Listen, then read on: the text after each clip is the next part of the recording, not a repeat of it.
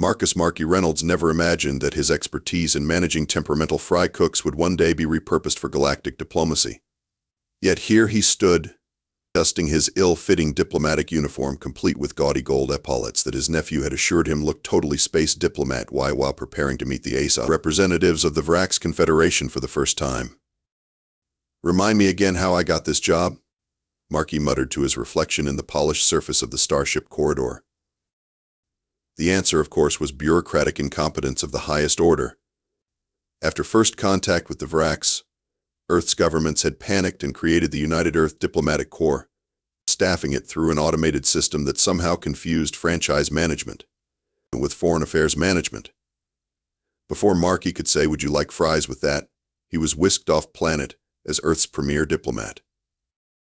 The doors to the diplomatic chamber hissed open. Marky took a deep breath and stepped inside, where 4 Vrax representatives stood waiting. They resembled 7-foot-tall praying mantises wearing elaborate battle armor, their compound eyes reflecting the room's light in fractals of intimidating color.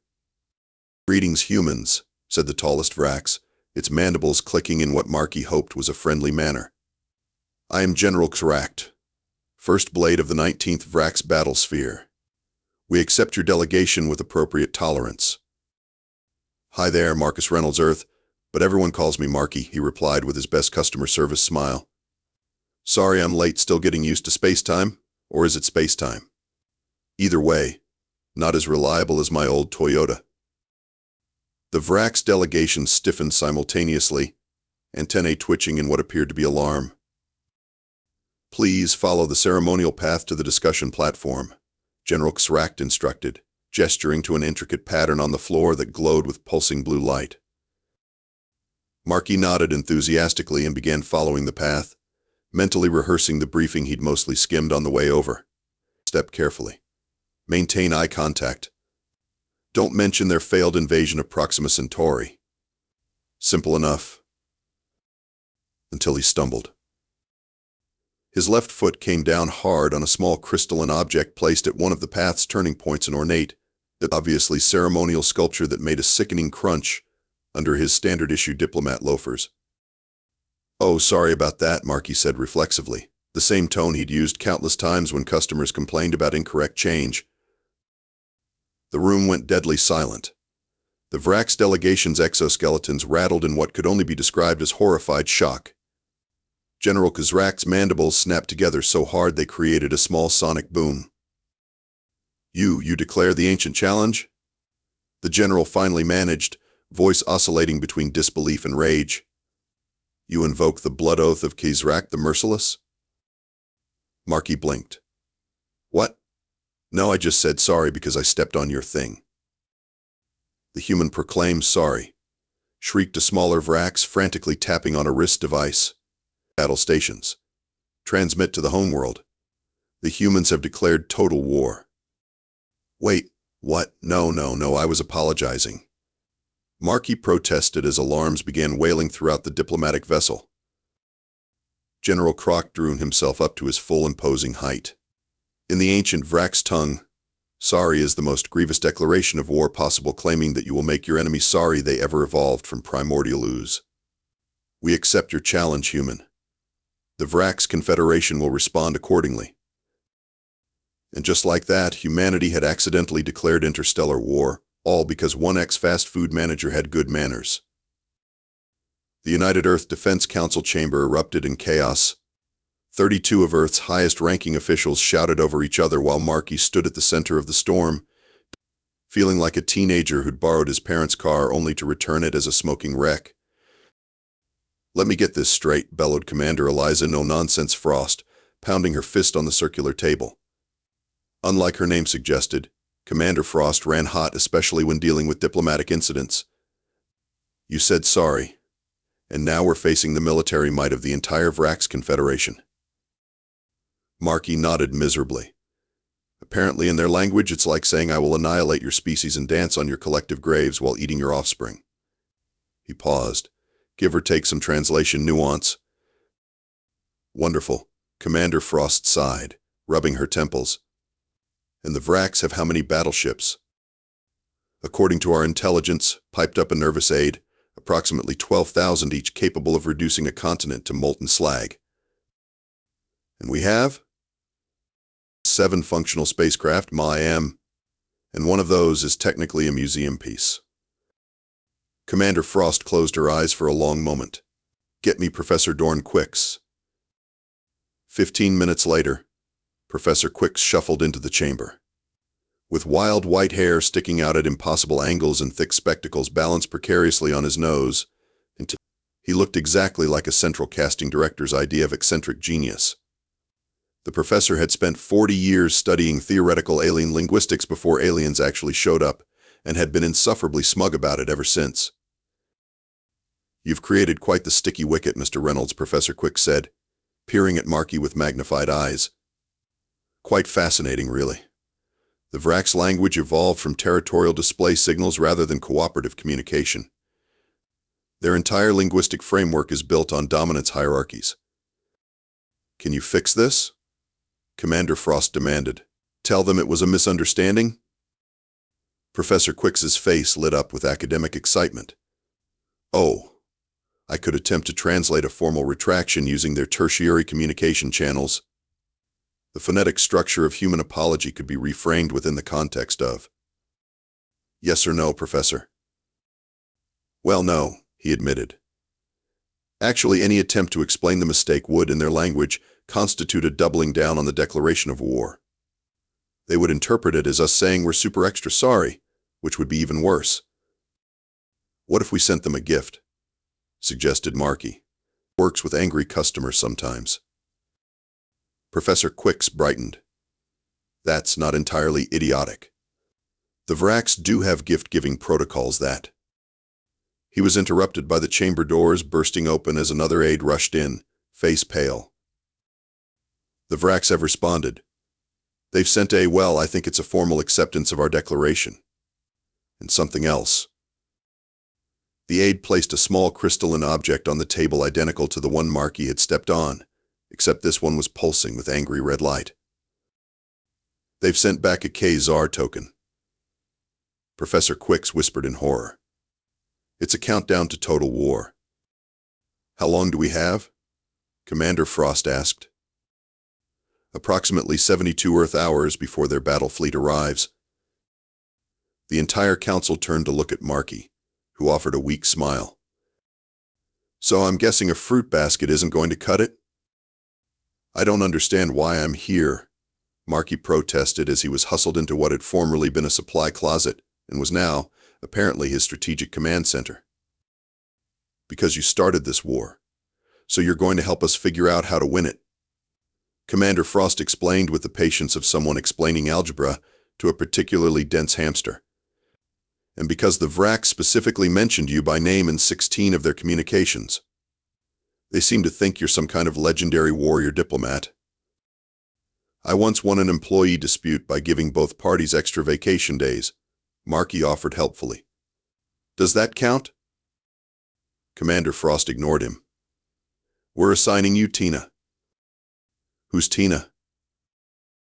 The wall panel next to him suddenly illuminated, displaying a digital face with a perpetually unimpressed expression.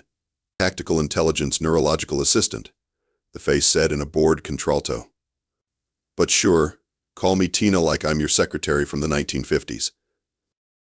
Tina is our most advanced AI, Commander Frost explained. She'll help you develop a defense strategy. Shouldn't an actual military person be doing this? Marky asked reasonably. All actual military persons are busy preparing Earth's defenses, Frost replied. Besides, conventional military thinking won't work against the Vrax. We need something unexpected. Like putting a fast food manager in charge? Exactly. Commander Frost handed him a tablet. Here's your team roster. Marky scrolled through the list with increasing horror. These are not soldiers. We're calling them the Diplomatic Defense Force. They were the only volunteers we could find on short notice. It says here that Doug Mulroney is a social media influencer specialized in unboxing videos. He has 8 million followers. And Trish Wexler is a retired roller derby champion turned arts and crafts instructor? She's good with her hands and knows how to take a hit. Marky continued scanning. A professional dog walker, 3 retail workers, a birthday party clown, and a theatrical choreographer. Creative thinking, Mr. Reynolds. That's what we need right now. After Commander Frost left, Marky slumped into his chair and looked hopelessly at the ceiling. Tina, what are our chances of survival? Based on current projections, the AI responded, approximately 0.0047%. So you're saying there's a chance? I'm saying you should have kept your mouth shut at the diplomatic meeting.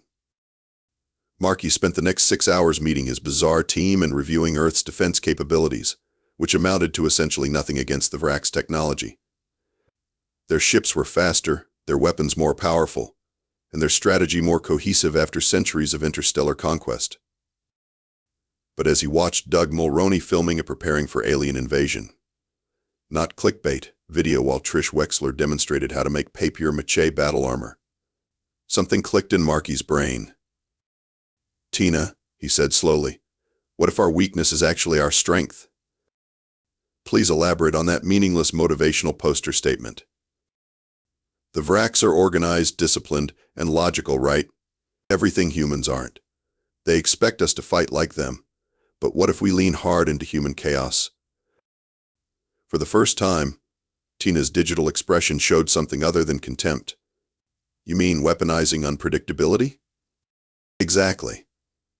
Marky grabbed a marker and approached the wall, which was apparently not a digital whiteboard as he'd assumed, but just a wall. He wrote on it anyway. Operation Misunderstanding. We'll fight them with what they don't understand, human inconsistency.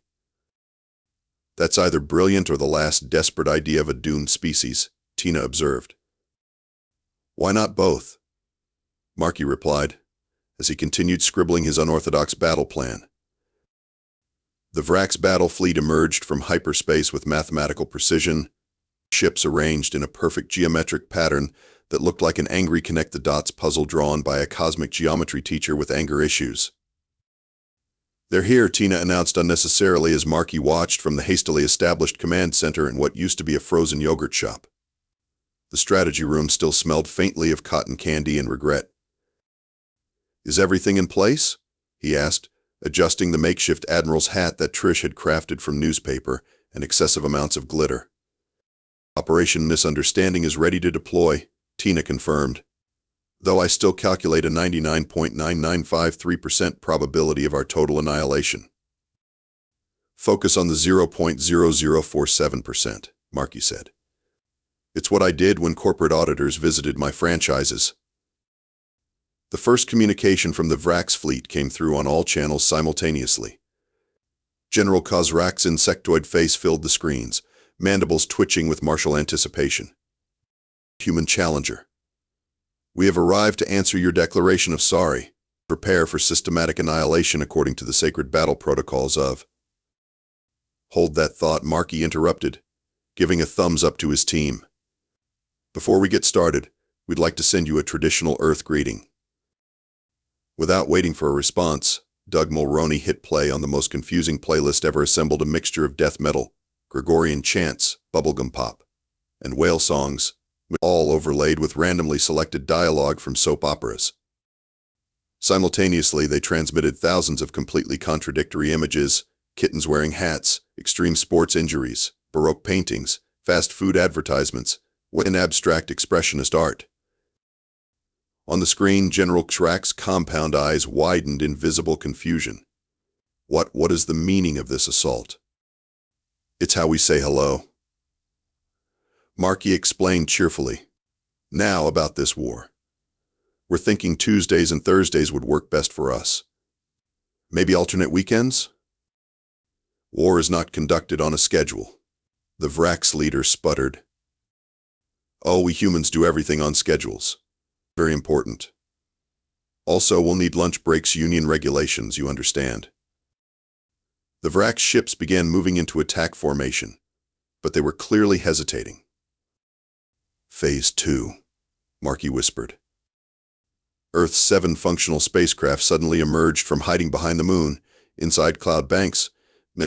and one that had been disguised as a particularly large satellite dish for a fast food chain and began flying in patterns that could only be described as aggressively random. They executed loop-de-loop sudden stops and, in one case, what appeared to be an attempt at spelling out hello through flight patterns. The Vrax battle computers, programmed to predict enemy movements based on logical battle tactics, began experiencing the alien equivalent of blue screen errors. "They're not attacking," Marky noted with surprise. "Their targeting systems require predictive algorithms," Tina explained. "Our ships are moving so irrationally that their computers can't establish firing solutions."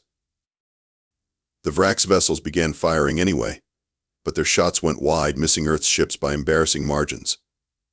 Meanwhile, Earth's vessels, following Marky's just keep confusing them strategy, began broadcasting every television commercial jingle from the past 50 years. "What is happening?" General Xrak demanded, mandibles clicking in agitation. "Is this some form of advanced psychological warfare?" "No, this is just us," Marky replied honestly. "By the way, would you like to try our new limited time offer? 2 invasions for the price of 1, plus a complimentary side of global panic?" The Vrax commander's exoskeleton practically vibrated with confusion. "You make jokes during battle? Is that not normal?" Marky asked innocently. By hour 3 of the engagement, the Vrax fleet remained in disarray. Their perfect formation had dissolved as individual ships tried different approaches to counter Earth's seemingly brilliant but incomprehensible tactics. Some Vrax commanders had become so frustrated that they'd begun firing on each other when misinterpreting movements. "It's working," Tina admitted with what almost sounded like respect. "Your strategy of having absolutely no strategy is actually effective." Meanwhile, across social media platforms, Doug Mulroney's live stream of the battle had gone viral. "Sorry Not Sorry" was trending globally, and humanity was rallying behind their accidentally appointed leader. Marky Reynolds, who 1 week ago had been worried about French fry inventory, was now being hailed as the greatest military mind since Sun Tzu, all because he had no idea what he was doing. "We've discovered something fascinating," Professor Quicks announced, bursting into the command center without knocking a habit that had nearly gotten him tased by security twice already. "The Vrax have no concept of humor." Marky looked up from the battle map where small holographic ships continued their chaotic dance. "What do you mean?" "Their entire civilization developed without irony, sarcasm, jokes, or puns," the professor explained, practically vibrating with academic excitement. "They don't understand why humans deliberately say things that aren't factually accurate for entertainment purposes." Something clicked in Marky's mind. "So when I was being sarcastic during our communications, they interpreted it as either strategic genius or madness, they can't tell which," Professor Quicks confirmed. "And they also have no cultural concept of apology. Their society is based on consequence, not forgiveness. Saying sorry in any context is completely alien to them." "That gives me an idea," Marky said, turning to Tina. "Connect me to General Xrak." When the Vrax commander's face appeared on screen, Marky cleared his throat. "General, I've been thinking about your mother." The alien's antennae twitched in confusion. "My maternal progenitor? What relevance does she?" "She's so massive that when she sits around the Vrax homeworld, she really sits around the Vrax homeworld." Silence filled the communication channel. The general's compound eyes blinked asynchronously as his neural processors attempted to interpret the statement. "That is factually incorrect. No being could achieve such mass without." "Why did the Vrax cross the galaxy?" Marky continued. "To get to the other side." By the third joke, several Vrax bridge officers visible in the background had removed themselves from their stations, clearly experiencing some form of existential crisis. By the 5th pun, General Xrak was making a high-pitched keening sound that their translators couldn't interpret. "What is this weapon?" the general finally managed. "Why do you speak untruths that are recognized as untruths yet delivered as communication?" "It's called humor, General. Specifically, dad jokes, the most powerful weapon in humanity's arsenal." While the Vrax command structure struggled with this psychological warfare, Marky implemented the next phase of his plan. Using the confusion, a small shuttle piloted by none other than Trish Wexler managed to dock with the Vrax mothership using what she described as the same technique I used to cut through the inside plane in roller derby. "I'm in," Marky whispered as he crept through the Vrax vessel's corridors, guided by Tina through an earpiece. The mothership was eerily quiet, most of the crew apparently occupied with trying to understand human communication patterns. "The command center should be 2 levels up," Tina instructed. "Though I should note this infiltration has a success probability of—" "Just focus on the positive decimal places," Marky interrupted as he rounded a corner and came face to face with Supreme Warlord Kraz, the highest authority in the Vrax Confederation.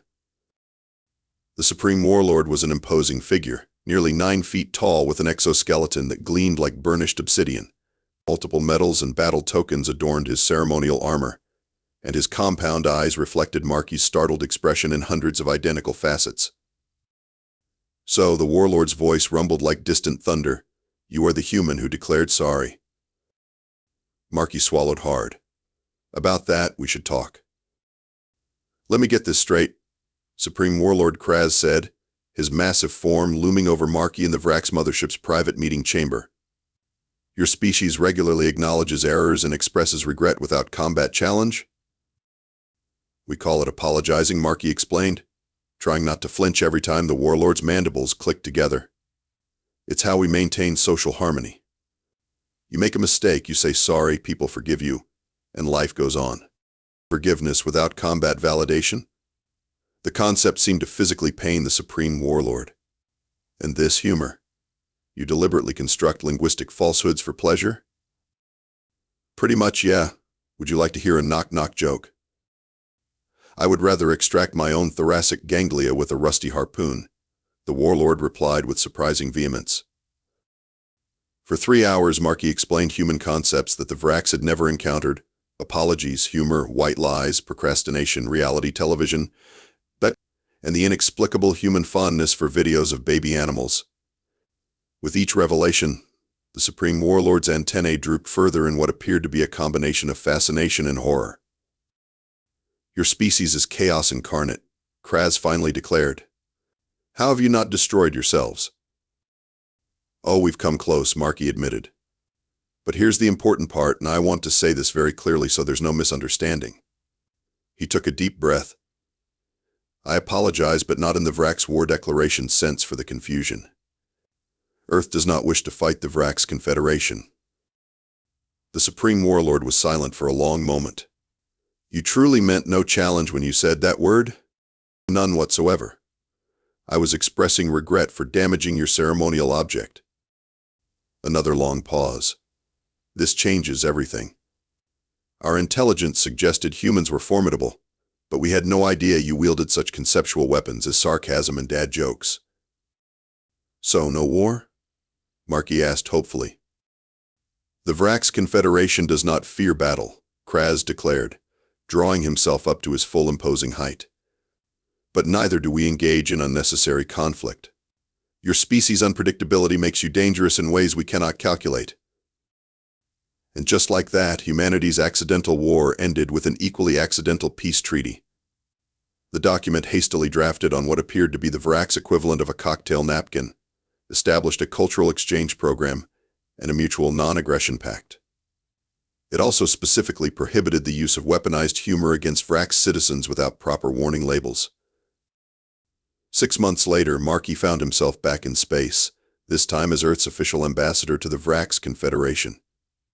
His office in the newly established Interspecies Cultural Center had a plaque that read Chief Diplomatic Officer of Human Contradictions. "Ambassador Reynolds," Tina's voice came through his communicator, "the Vrax cultural delegation has arrived. They're requesting another demonstration of this improvisational comedy concept." Marky straightened his tie, his own choice this time, not his nephew's, and smiled. "Tell them I'll be right there." "And Tina? Thanks for your help during the crisis." "Don't mention it," the AI replied, "though I've calculated that your success was approximately 97.3% accidental." "That's still 2.7% skill," Marky pointed out as he headed for the door. No, that's 2.7% statistical margin of error. As Marky walked through the gleaming corridors of the space station, he passed humans and Vrax engaged in curious conversation. Several Vrax were attempting to tell jokes, mostly failing spectacularly, but earning points for effort, while human linguists struggled to master the 67 formal greetings required by Vrax protocol. In the main observation lounge, Supreme Warlord Kraz was engaged in animated conversation with Professor Quicks. So this knock-knock ritual requires a specific call and response pattern? The Warlord was asking. Fascinating. And yet serves no military purpose? Earth sends its regards, Marky announced as he entered. The Supreme Warlord performed the newly created interspecies greeting, a modified Vrax salute combined with a human handshake that looked ridiculous, but seemed to please both sides. The Confederation acknowledges Earth's continued existence with appropriate tolerance. High praise indeed, Marky replied with a grin. Later, as the delegates mingled, General Kazrakt approached Marky with what appeared to be nervous hesitation. Ambassador Reynolds, I have been practicing your human communication patterns, the general said stiffly. I would like to attempt what you call a joke. I'd be honored.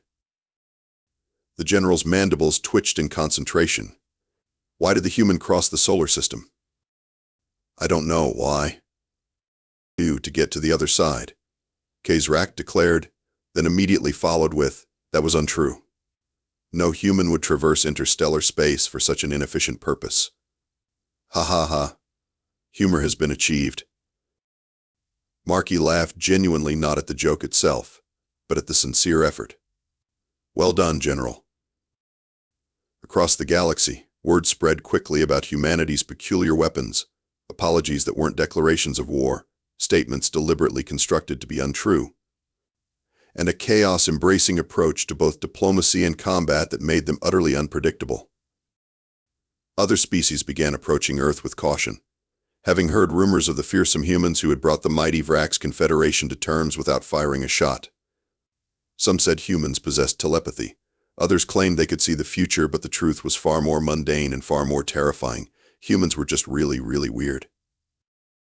And somewhere in the vast bureaucracy of the United Earth government, a memo was circulated to all future diplomats with a simple instruction at the top. When in doubt, don't say sorry, unless you're prepared to back it up with dad jokes.